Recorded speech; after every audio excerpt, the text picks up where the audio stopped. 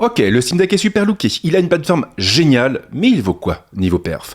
Je l'ai testé avec plusieurs jeux et tu vas voir qu'il a finalement pas mal de répondants. On commence avec Cyberpunk 2077 qui est un peu le jeu idéal pour faire des benchmarks. Avec la définition d'origine du Steam Deck, il tourne en moyenne entre 55 et 60 FPS. Bon, par contre, il a fallu désactiver le ray tracing et activer le FSR. Sans ça, il ne dépassait pas les 30 FPS. Red Dead Redemption 2 tourne pas mal lui aussi avec une moyenne à 50 FPS avec le FSR actif, le mode performance enclenché et des réglages adaptés.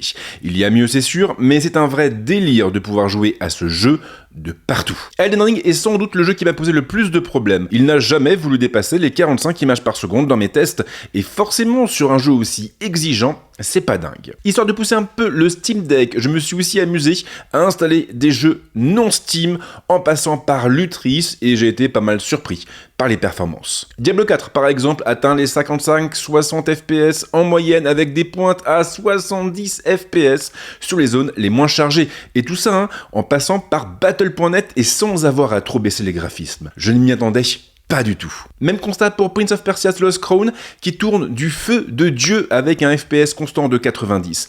Et tout ça sans aucun décrochage. Alors c'est sûr par rapport à un gros PC gaming, c'est pas fou, mais là on parle d'un appareil qui peut accompagner absolument partout. Pour moi en tout cas, c'est validé et je te rassure, on reparle très vite du Steam Deck dans une grosse vidéo dédiée qui arrive dimanche. D'ailleurs crois-moi, tu ne veux pas la louper.